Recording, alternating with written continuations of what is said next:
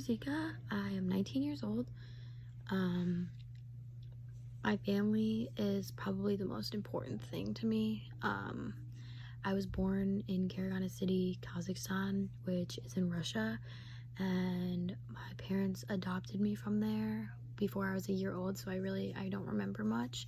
But you know, I'm just a lot of like kids that are adopted, some kids I guess don't really know that they're adopted, and I'm just grateful like that my family from day one told me and was there for me and said, if you ever need to talk about anything, if you ever need information, if you want to like try and find your biological family, like we'll be here for you and all that. So that's meant a lot, and I mean it's a tough thing to go through, but I love my family now and I can imagine my life without them.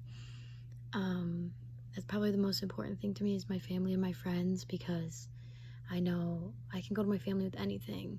Like I get in trouble, I go to my family and they discipline me, but they're always there for me. My friends, I have a really good group of friends back home, and I have a really good group of friends out here at ENC. And I know like whatever I'm feeling, if I'm feeling sad, if I'm excited, if I am just like in a weird mood, that like I can go to them or I can call them and tell them exactly how I'm feeling, and they'll try to help me in the best way that they can, but they'll also like support me through that, which honestly just means a lot, because I know a lot of people don't have those kind of people in their life. So I'm just extremely grateful that those people are in my life. Passions and interests I have, I guess like basketball is one of them. If I'm ever like having a bad day, I know like going and shooting or going to practice or playing a game, I know that's gonna like make me feel better no matter what. Other than that, music is a really big part of my life. I love listening to music. I love like all different genres. Usually I listen to country music, or I listen to rap music, or I listen to like alternative music. My favorite artist is Rex Orange County. I don't know if anybody knows who that is, but he's pretty good. Values that I hold, probably just like to always try and be like the best person I can be, like be honest with everybody, even if I know it's gonna like hurt them. Like say I did something, I messed up, like I need to tell that person, even if they're not gonna like it. I'd rather tell them so we can like try and work through it. But another value that I hold is like not to hold grudges, because I've made mistakes, everyone's made mistakes. I mean, if I can like find a way to forgive them, like I'm gonna forgive them, because yeah, they made a mistake, but I still want that person in my life, and I don't want like people to see me as somebody that if you mess up one time, I'm gonna hate you. And I don't really like seeing like other people go through that. My faith background and spiritual journey so far, so I'm actually Catholic, I'm not Christian, but church hasn't really been a big part of my life. I went through a time where I really didn't know like what I believed in. Like I just didn't really know what I believed in, but I went through like a family issue recently, and I prayed like every night and everything turned out okay. So I just want to like try and go to church more, you know, learn more about it.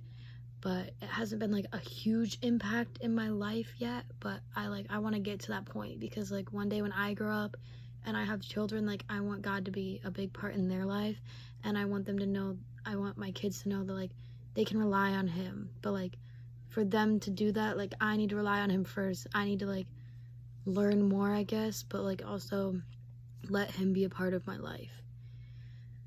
Current worldview, I think there's a lot of issues in the world right now, based on like this class and a few of my other classes. Like the things that are going on in prisons around the world are just really like not okay, and like the wrongful convictions and such, it's not okay. And I understand that there's really like no like way to fix it immediately, but I think it just needs to be brought to the media more on like what is actually happening around the world in these prisons, and how these people, yeah, they made mistakes, some of them bigger mistakes than other ones, but they're still people, and we can't just not treat them like people.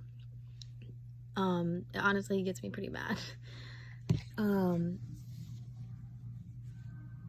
So yeah, I just think like everybody needs to know about it, but like also there needs to be changes made. Like understaffing, I think that's one of the biggest problems in prisons, and I mean they just, it needs to be addressed, and it needs to, at least they need to show that they're at least attempting to fix these problems, because it's just not okay. And like wrongful convictions and such, I think the courts need to like hear the cases. If a lawyer like Brian knows that someone is wrongfully convicted and he's doing everything he can to like help them with their sentence, then the court needs to listen, and they need to reevaluate the case. Even if they don't want to, they still need to. A time where I was resilient during this first semester, I guess, like I told you I went through a family issue, just kind of like trying to keep up with my classes and keep up with like practices and games, and like not just like shutting down and not talking to anybody. That was probably one of the hardest things I had to do, because I had to be here. I couldn't go home. I would have gone home if I could, but I couldn't, so I just did everything that I could from here. You know, I called my family, talked about it every day, and they just told me to try and keep like going. Like there's nothing I could really do. But yeah, that was probably like the hardest time, but also like the time when I was the strongest was when I was going through that. So yeah.